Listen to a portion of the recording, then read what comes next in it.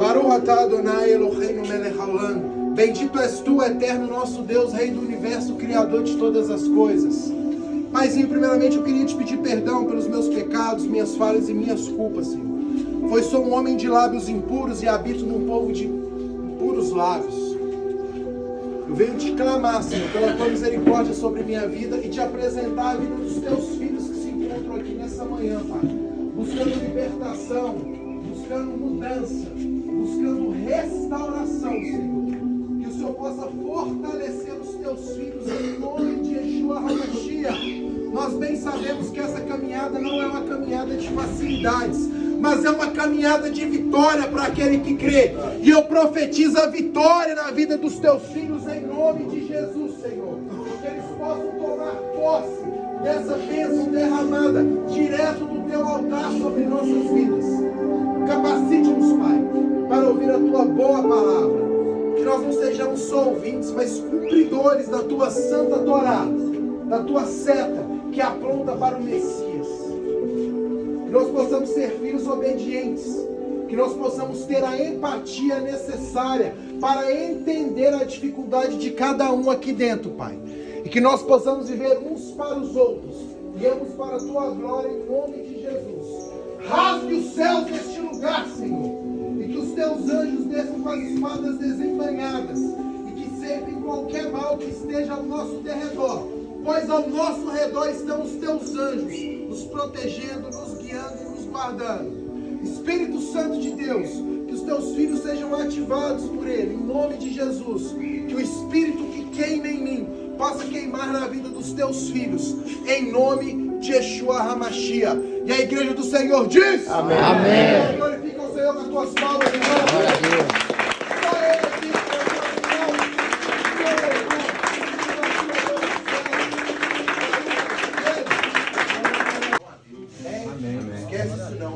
Você é um instrumento de adoração ao Eterno, amém? Amém. Queridos, hoje, como a gente tem um texto um pouco grande, né, e algumas coisas para falar, né, vamos ficar só nesse louvor, para a gente entender o conceito da palavra. Vocês sabem que eu já quase não gosto de falar, né? Quando eu tenho a oportunidade, a gente tem que abraçar. Amém, queridos? Glória a Deus. Amém. Então eu convido vocês aí que estão com a tua palavra, a abrir tua Bíblia, lá no livro de... Eu escolhi foi o texto de Marcos, mas esse texto ele tem em Mateus, em Marcos, em Lucas e em João. Amém, queridos? Amém. A gente falando hoje sobre empatia, nós vamos entender hoje o conceito do que foram as dores de Jesus. Muito se fala sobre o sacrifício de Jesus, né? Mas pouco se entende do sacrifício. Muita gente fala do sacrifício que morreu por mim e tal, e lá. Mas pouca gente esmiuça algumas coisas que são palavras-chave dentro desse texto e dentro dessa ação que Jesus ele cometeu, ele fez, né, através do pedido do Pai para a remissão dos nossos pecados e para que nós tivéssemos acesso direto ao Pai. Porque antes da morte de Yeshua, para a gente poder pedir perdão para Deus, você tinha que ir até um sacerdote, ele te pedia ali uma pomba, dependendo do pecado, ou pedir um carneiro, pedir um boi, às vezes pedir uma boiada para expiação dos seus pecados. Mas quando Yeshua morreu, o Cordeiro de Deus, né, que tira o pecado do mundo, que a gente vê, né, em algumas religiões falando, realmente a Bíblia o descreve como Cordeiro. Nós vamos entender isso, entender o conceito da crucificação dele, amém? Amém. Então abre a tua Bíblia lá no livro de Marcos, vamos pegar do capítulo 14, vamos ler do verso 32 em diante. Ok. Tempos atrás, de um texto que eu queria trazer para vocês aqui, eu consegui achar esse texto e vamos esmiuçando isso aí, amém? Amém. Então vamos lá, vou colocar a letra aqui. Marcos capítulo 14, do verso 32 em diante. Eles foram para um lugar chamado Getsemane. E Yeshua disse aos talmidenses, aos discípulos: sentem-se aqui enquanto eu oro. Ele levou consigo Kefa, Pedro, Jacó e Yohanan. Grande tristeza e angústia caíram sobre ele. E lhes disse: meu coração está tão cheio de tristeza que poderia morrer.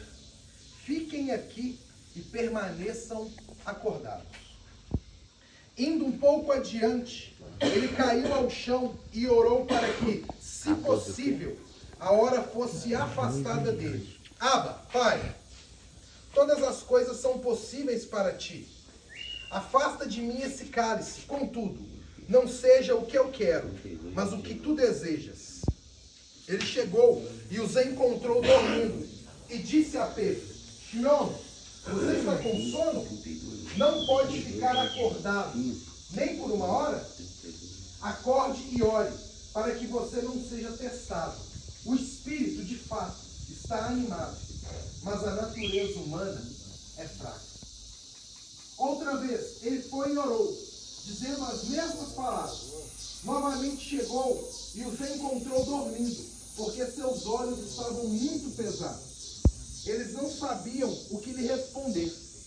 Na terceira vez, ele chegou e lhes disse: agora continuem dormindo. Descansem, é suficiente. A hora chegou. Vejam, o Filho do Homem será entregue nas mãos dos pecadores. Levantem-se, vamos. Aí vem meu traidor. Enquanto Yeshua estava falando isso, Yehudá, um dos 12, se aproximou, e com ele estava uma multidão, portando espadas e varas, da parte dos principais corranins, dos mestres da Torá. Eles, um sinal: o homem a quem eu beijar é quem vocês querem. Agarrem-no e o levem sobre a guarda. Beleza, queridos? Aqui a gente está descrevendo um momento que Jesus foi orar, né, no Getsemane, pediu para que os discípulos permanecessem com ele. 3 vezes, né, 2 vezes ele encontrou-os dormindo, na terceira ele falou: é o suficiente. E aqui tem uma parte muito interessante que mostra uma parte muito humana de Jesus. Vocês acham que Jesus ele não estava com medo naquela hora, não? Jesus era filho de Deus, tinha todos, né, quase todos os atributos de Deus, mas ele também era carne.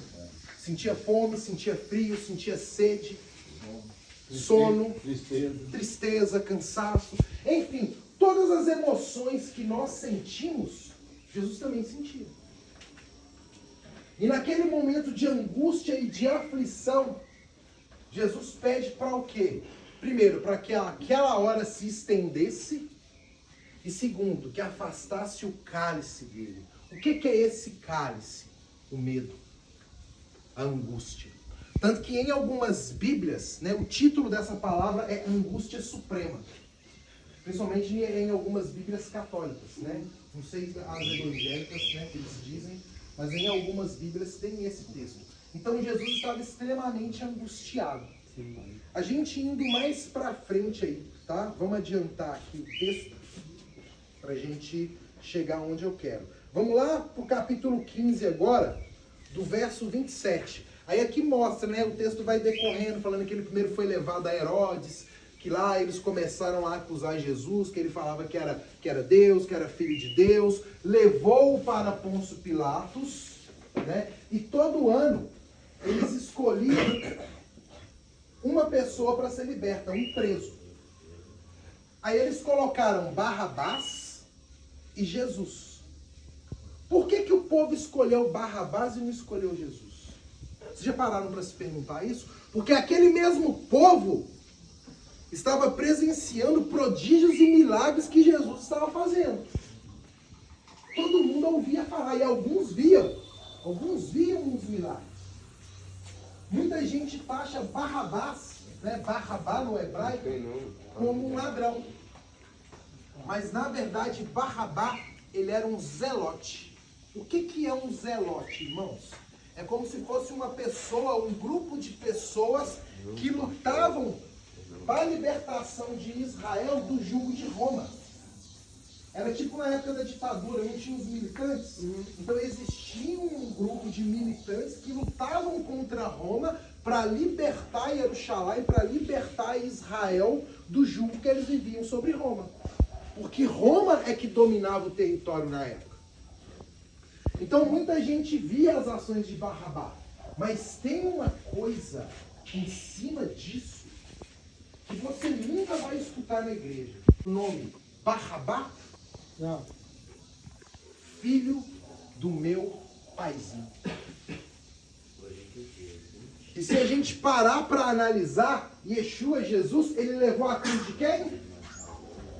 De Barrabás. Porque a cruz tinha sido preparada para Barrabás. Já estava tudo certo. A crucificação não era algo exclusivo e não foi algo exclusivo por Jesus. Muitas pessoas por dia eram crucificadas lá em Jerusalém, lá em Israel. Porque era uma morte, como é que eu posso dizer para vocês, vergonhosa. Geralmente ladrões, pessoas que cometiam atos muito graves, eram mortas dessa forma. Era escandaloso você poder ver, sabe? Era escandaloso. Só que, quando a pessoa ela era crucificada, eles amarravam as pessoas. Jesus foi pregado. Jesus foi pregado. Eu vou ler um texto para vocês aqui, né? Aí vem o decorrer, né, de Herodes lá e tal, aí vem, né, com os Pilatos lá, com Barrabás e Yeshua, e eles escolhem Barrabás. Porque Jesus tinha que levar a cruz dos filhos de Deus. Então, quando ele levou a cruz de Barrabás, ele estava levando a nossa cruz, que era a cruz dos filhos de Deus, a cruz dos filhos do país. Amém, irmão? E ali, né, ele foi açoitado, ele foi humilhado, mas eu quero ler para vocês aqui um texto que eu tinha falado tempos atrás, de um cirurgião analisando todo esse conceito da morte de Yeshua. Amém, irmãos? É descrito abaixo as dores de Jesus segundo um grande estudioso francês, o Dr. Barber, que a redigiu fazendo referência aos evangelhos e aos sudários, da possibilidade de entender realmente as dores de Jesus durante sua paixão. Eu, sobretudo, um cirurgião, ensinei por muito tempo. Por anos vivi em companhia de cadáveres. Na minha carreira, estudei a fundo a anatomia. Posso, então, escrever sem presunção. Jesus entrando no Getsemane, que foi a primeira parte do texto que a gente leu, escreve o evangelista Lucas, que ele pegou a referência de Lucas, rezava mais intensamente. E aconteceu que descia um suor como gotas de sangue. Se você pegar lá no texto de Lucas, falando sobre esse momento de Jesus no Getsemane, vai dizer que ele suou sangue. E aqui ele vai explicar cientificamente o porquê que ele suou sangue. Beleza? Ele rezava mais intensamente, aconteceu que descia gotas de sangue, que caíam até o chão. O único evangelista que se refere ao fato é um médico, Lucas. Não sei se vocês sabem, mas Lucas era médico. Médico, eu sei. E o faz com que... deixa eu achar aqui. Caiu tal referente, tal. O fato médico e o faz com precisão de um clínico. O suar sangue, ou hematitrose, é um fenômeno raríssimo. Produz-se em condições excepcionais e para provocá-lo é preciso uma prostração física, acompanhada por um choque moral violento, causado por emoção profunda ou por grande medo. O pavor, o susto, a angústia terrível por sentir-se carregado de todos os pecados dos homens devem ter esmagado Jesus. Tal tensão extrema produz a ruptura das veias capilares que estão abaixo das glândulas sudoríparas. O sangue se mistura ao suor e se recolhe sobre a pele. Depois escorre pelo rosto até o chão. Então, cientificamente, Jesus estava num estado de angústia tão forte que algumas veias arrebentaram na cabeça dele. Então ali abaixo-se das glândulas sudoríparas e fez com que ele suasse sangue. Então uma pessoa num nível extremo de estresse pode chegar a suar sangue. Aí eu venho te falar, nós podemos imaginar isso, mas se colocar no lugar dele jamais. Alguém aqui já suou sangue? Não. A gente passa por estresse no dia a dia, a gente passa por estados de ansiedade, mas olha o nível que Jesus chegou. Inocente, não tendo feito nada de errado. Quantas e quantas vezes nós não queremos nos colocar em cadeiras de juízes para acusar pessoas? Sendo que Jesus sentou na cadeira de réu para morrer por mim e por vocês. A gente falando mais uma vez sobre empatia, acho que a gente tem que olhar menos para o outro e olhar mais para a gente. É muito mais fácil eu olhar para o Gustavo e apontar os defeitos dele do que eu olhar para dentro de mim e apontar os meus. Porque existe uma coisa dentro do ser humano que infelizmente acaba não só distanciando pessoas de pessoas, mas tornando relacionamentos e comunicações muito difíceis, que é o ego. Às vezes eu não quero demonstrar tal fraqueza, não quero demonstrar tal defeito, porque eu tenho medo ou vergonha do que o Arthur vai achar se eu falar com ele do meu defeito, ou expor a minha fraqueza. Só uma pessoa extremamente forte, ela pode se fazer de fraco para fazer o outro forte. Jesus, ele tinha todo o poder, irmão, de sair dali e desaparecer. Ele tinha esse poder. E na hora que o pau quebrou, todo mundo meteu o pé. Todo mundo. Estou junto com você, Jesus, que você pegar textos antes aí, né? Jesus está lá durante um Shabat reunido com eles. Ele pega o matizar o pão e fala, um de vocês vai diminuir e dá um sinal. Ele já sabia. Não, mas eu estou junto com você, Jesus. O outro, não, mas eu estou junto com você. Não, mas eu estou junto com você. Mas na hora que os romanos chegou com as espadas, Pedro pegou e ainda cortou a orelha de um. Jesus, ops, então parou. Não. Foi lá, consertou a orelha do cara e se entregou. Mas todo mundo meteu o pé. Todo mundo. O que eu quero dizer com isso? Às vezes a gente condiciona tanto o nosso bem-estar e o estar bem ao outro, que eu esqueço que o bem-estar, ele é para mim, irmão. Eu preciso estar bem. Se o outro companheiro não está bem, eu vou entender a dor dele e respeitar. Se ele quiser ajuda, eu estou aí para ajudar. Mas se ele não quiser, procura a ajuda de alguém que possa ajudar. A gente não vai conseguir ajudar e salvar todo mundo, não, rapaziada. O único que conseguiu fazer isso foi Jesus. Não tá mal, não, o fulano discutiu com o ciclano, cara. Só disposição de respiração. É claro que nós temos que ter um bom coração e estender a nossa mão para ajudar. Recuperação individual, mas depende do coletivo. Mas tem certas coisas que eu não tenho que me envolver. Tem que focar em mim. É a minha recuperação. Beleza, querido? Beleza. O texto vai continuar dizendo ali, né, para a gente reduzir o tempo aí, quero chegar numa parte muito importante. 27. 27. Vamos pegar aqui. Vamos ler lá. Isso, 27. Executaram com ele, dois ladrões, um à sua direita e outro à sua esquerda. Pessoas que passavam por ali lançavam insultos, balançando a cabeça e dizendo: então você é capaz de destruir o templo e reconstruí-lo em 3 dias? Que Jesus falou isso, falando a respeito da ressurreição dele. Só que o povo tinha uma visão que material, não tinha uma visão espiritual do que Jesus estava dizendo. Salve-se e desça dessa estaca.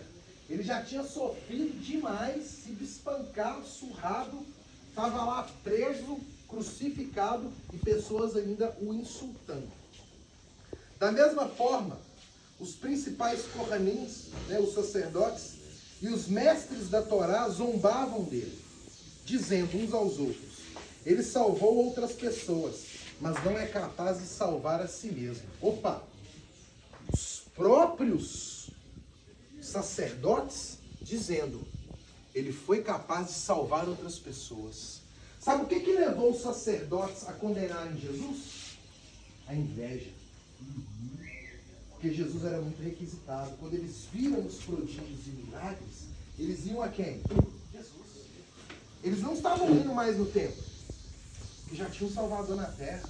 Isso gerou o que nos sacerdotes? Inveja. infelizmente, é um dos pecados que muitas pessoas carregam consigo.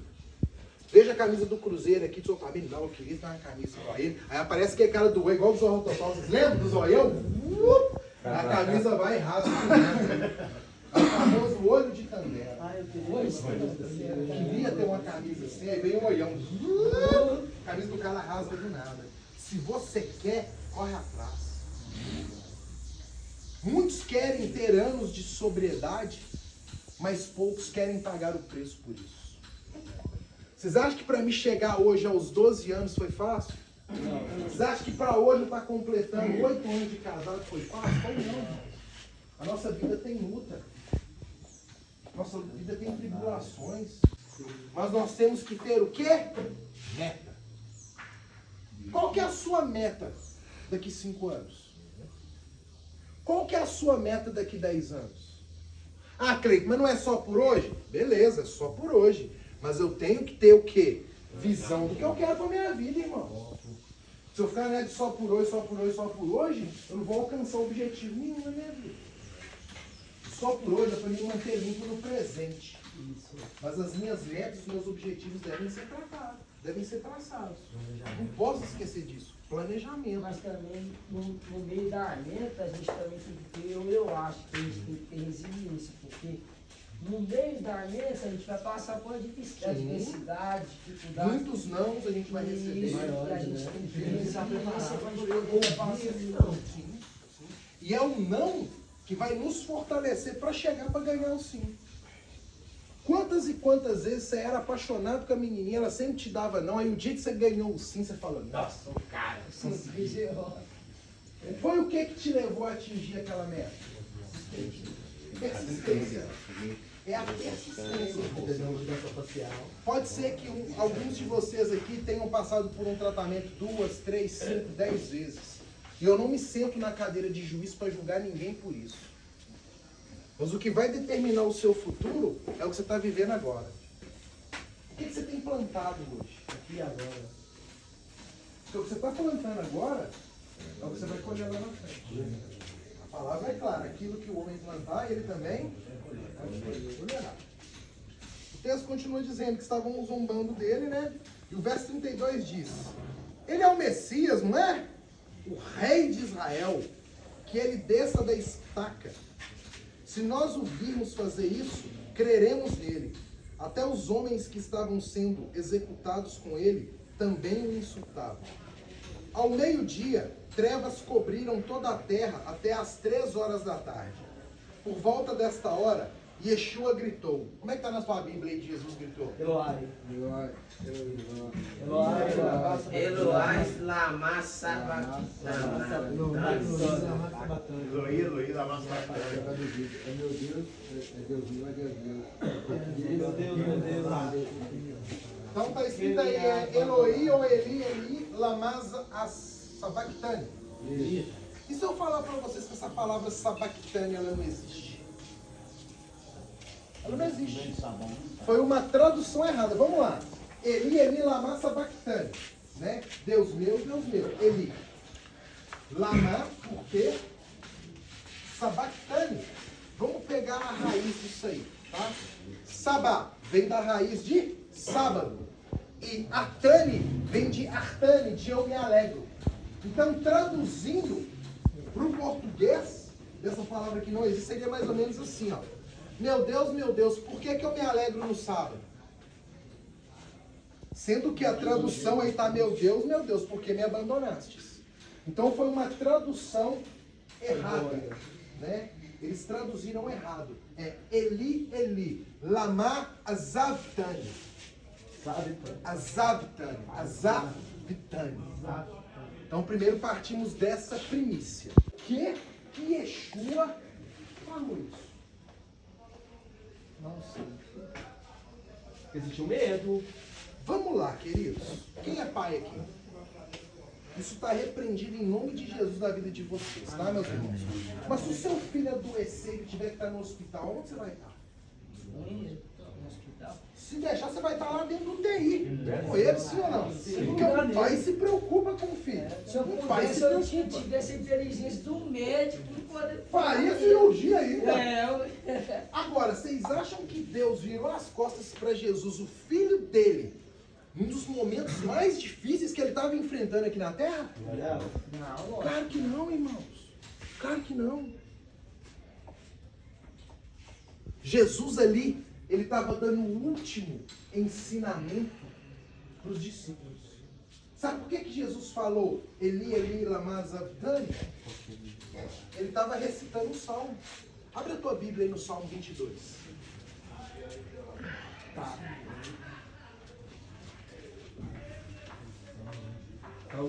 Como é que começa aí o texto? Deus meu, por que nos amparar? Opa! Opa, achamos! Mais alguém aí pode ler, por favor? Salmo 22. Meu Deus, por que me abandonou? Opa! Mais alguém? Meu Deus, por que me abandonaste? Opa! Mais uma! O que está escrito? Deus meu, por que nos amparar? Vocês estão entendendo? Ali Yeshua estava dando um último ensinamento para os discípulos e para aquele povo. Às vezes a gente lê e não entende, a gente pensa que Deus abandonou ele naquele momento. Mas ele estava dando uma palavra para aquelas pessoas que estavam ali sofrendo pela morte dele. Tinham as mulheres ali, Pedro estava de longe olhando, estava todo mundo de quebradinho observando aquela situação.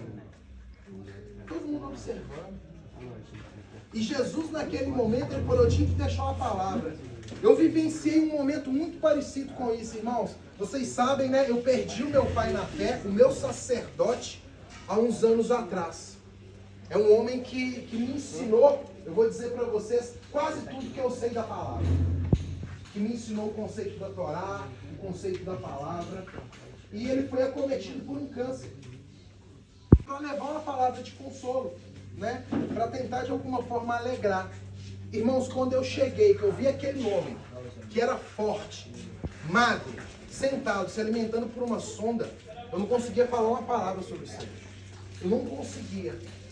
Em vez de eu consolar aquele homem, seu Bruno, foi ele que me consolou. Ele que fez uma oração pela minha vida. Porque eu não consegui. Eu não consegui.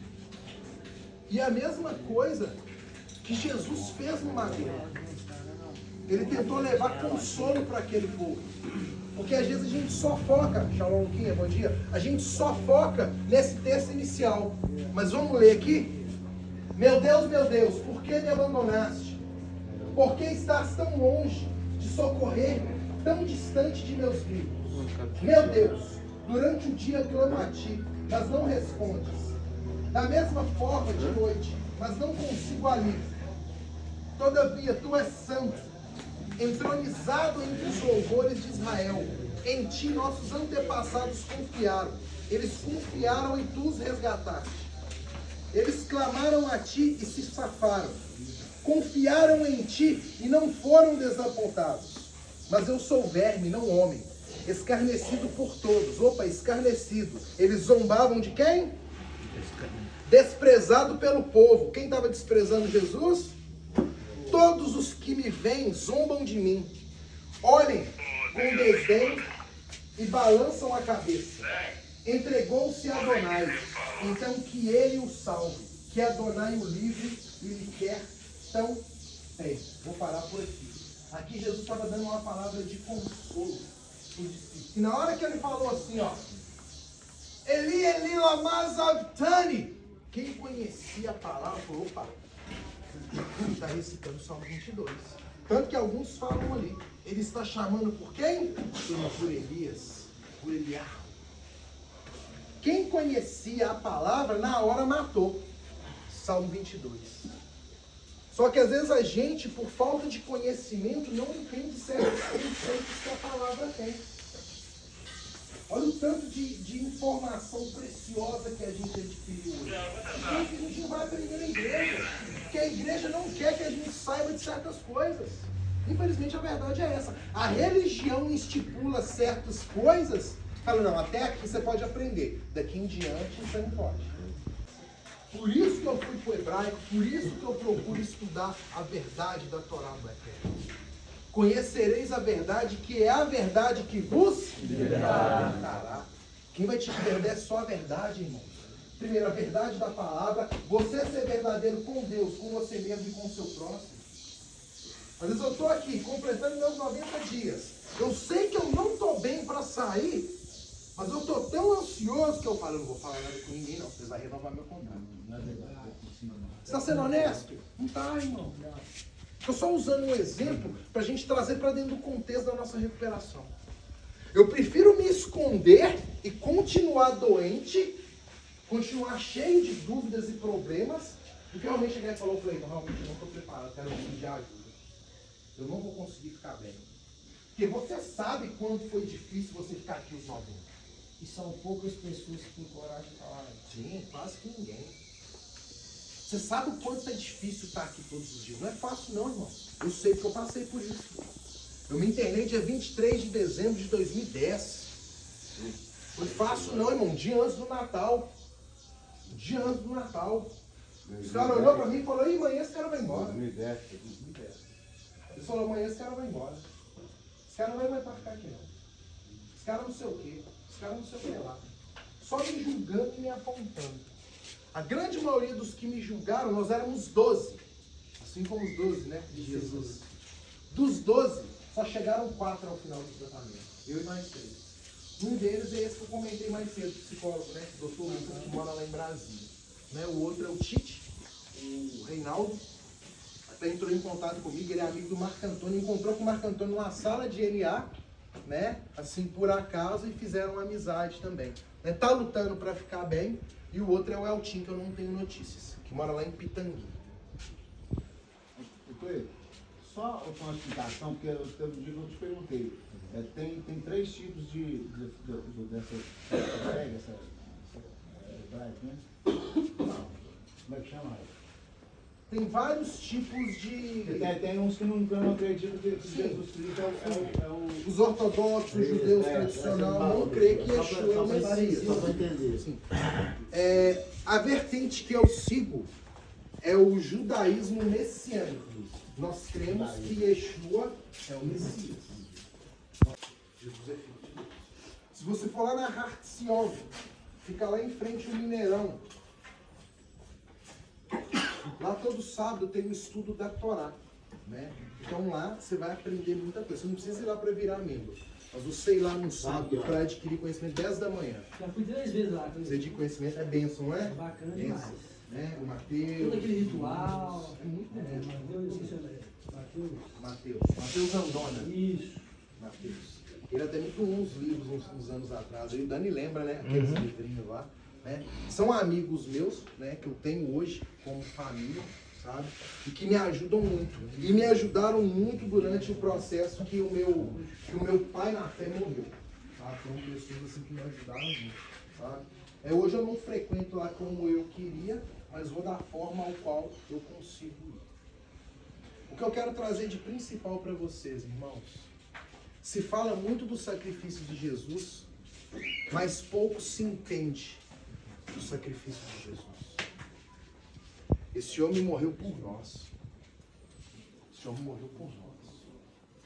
Eu posso imaginar, você pode imaginar, mas você nunca vai sentir aquela dor. Nenhuma dor que você sentir aqui na Terra vai se comparar a nem 0,00000005000000001% do que Jesus passou. Nada. Então, quando você achar que está muito doloroso, muito difícil, olha para o madeiro. Olha o que Jesus fez por você. Vocês acham que ficar aqui 60, 180 dias é difícil? Vocês acham que é difícil? Você está doido, irmãos. Difícil é o que esse homem passou. E a dor também teve um coração também, né? Dor do sentimento que falou e ninguém entendia. Porque você parar para analisar, o texto aqui, o científico, vai dizer que ele morreu foi de quê? Né? Ele teve uma hipotermia, tinha perdido muito sangue, e ele teve um infarto. Jesus morreu assim. Até que a lança que transpassou ele já não saía nem mais sangue, não tinha mais sangue. Ele derramou todo o sangue dele para a remissão dos nossos pecados. Mas eu nem tinha nascido ainda antes de você nascer, irmão. Igual que te formasse no ventre da tua mãe, eu já te conheci e te designei profeta sobre todas as nações. Ele nos escolheu. Sabe por que o texto diz que fala que ele nos escolheu? Muita gente tem a concepção de achar que o esperma que chega primeiro, que é o que fecunda o óvulo. É o que chega primeiro. E não é. Cientificamente falando, é o óvulo que escolhe o esperma. Chegam vários ali, ele vê o mais saudável e mais compatível com ele. Daí ele puxa o sêmen, né, o esperma, para dentro. Então quando fala que foi ele que nos escolheu, é desde o ventre. Muita gente pensa, não, da corrida você foi o primeiro, você já nasce vencedor. Balela. Cientificamente falando, é o óvulo que escolhe o esperma. Vocês podem pesquisar depois aqui, ó. Vocês têm acesso aqui ao YouTube. Pode pesquisar do que eu estou falando. Eu tenho propriedade para falar porque eu estudo sobre isso. Vocês podem pesquisar. Tá? Tem uns vídeos também desse médico, desse cirurgião explicando as dores de Jesus mais detalhadamente. Eu quis trazer só alguns conceitos para não ficar muito extenso, porque se deixar eu fico aqui até 11 horas da manhã. Amém, queridos? Amém. Que nós possamos ter esse sentimento de gratidão a Deus por estarmos aqui hoje, libertos pelo sacrifício de Jesus. Não esquece isso não, irmão. Quando estiver difícil, olha para Jesus. Às vezes a gente tem mania de olhar só para os lados. Pô, mas não tem ninguém aqui para me ajudar. Pô, não tem ninguém. E eu esqueço de olhar para o alto. A mesma coisa quando a gente vai fazer coisa errada. A gente olha para um lado e olha para o outro. Não tem ninguém vendo. Ele está escondido. Faz a caixinha aqui. Só que esquece de olhar para o alto. Ele está vendo. Ninguém está vendo. Ele vê tudo. Deus enxerga uma formiga preta debaixo de uma pedra preta dentro de uma caverna escura. Nunca se esqueçam disso. Quando estiver difícil, elevo meus olhos para os montes. De onde virá o meu socorro? Meu socorro vem do Senhor, aquele que criou os céus e a terra. Então, quando estiver difícil, olha para o alto. Quando ele fala de montes, ele está falando para você olhar para o alto. De onde vem o socorro? Mas ele deixou de habitar em templos feitos por mãos humanas e escolheu habitar no nosso coração. Não esquece que você é templo do Espírito Santo, não. Amém. Não esquece isso não. Se estiver difícil, está pesado, olha para Jesus. Amém. Procura pessoas para te ajudar. Se você realmente está passando por um momento difícil, se você acha que está muito pesado, que você não vai conseguir, pede ajuda. A gente sabe, dentro da literatura, que a recuperação começa com um pedido de ajuda. Então pede. Não fica guardando para você, não. Passe uma vez para nunca mais precisar passar de novo. Porque estar longe da família é muito difícil. Estar longe das pessoas que amamos é muito difícil. Mas fomos nós que escolhemos, através das nossas ações. A verdade é essa. Não adianta a gente querer acusar eles, me jogaram aqui, me internaram aqui, não. Será que eu estava tendo ações construtivas? Não. De alguma forma eu estava me prejudicando e trazendo angústia e dor para eles. Então se você não se acha apto ainda, preparado, pede ajuda. Eu estou aqui a semana, gente, exatamente para isso. Me procura. Ô Cleito, estou com dúvida aqui no passo. Ô Cleito, estou querendo comprar a apostila. Como é que eu faço? Vamos buscar conhecimento. Eu sempre falo isso.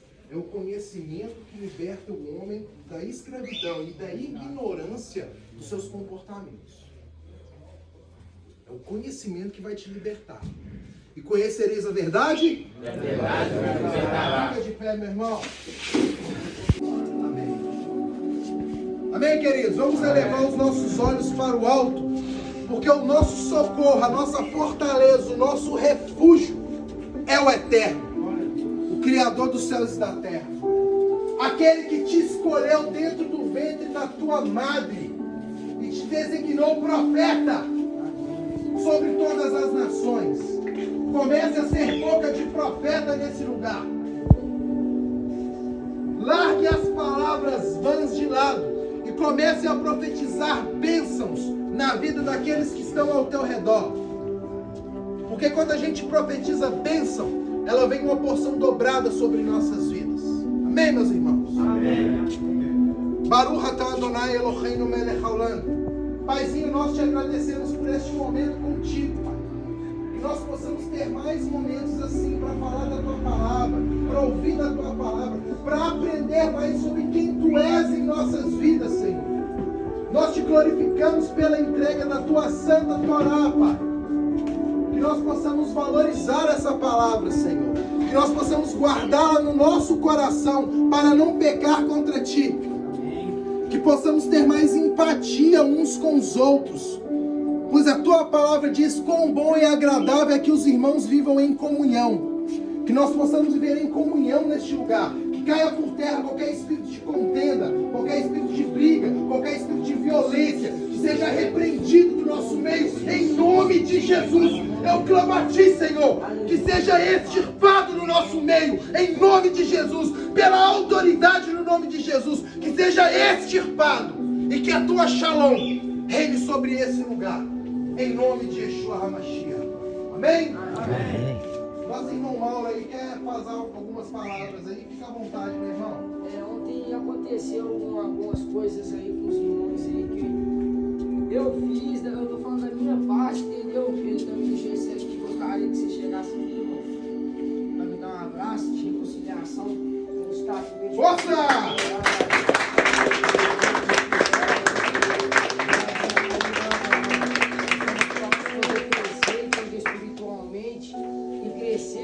De vida mesmo, porque se a gente entrar da forma que a gente veio e sair da mesma forma, isso aqui vai adiantar de nada, paizão. Aqui ninguém tá para ser mais nem menos que ninguém, todo mundo é a mesma coisa. Me desculpa, e me desculpa a todos os irmãos aí se eu ofendi alguma coisa, eu estou aí para poder ajudar e ser ajudado. Deus abençoe, viu?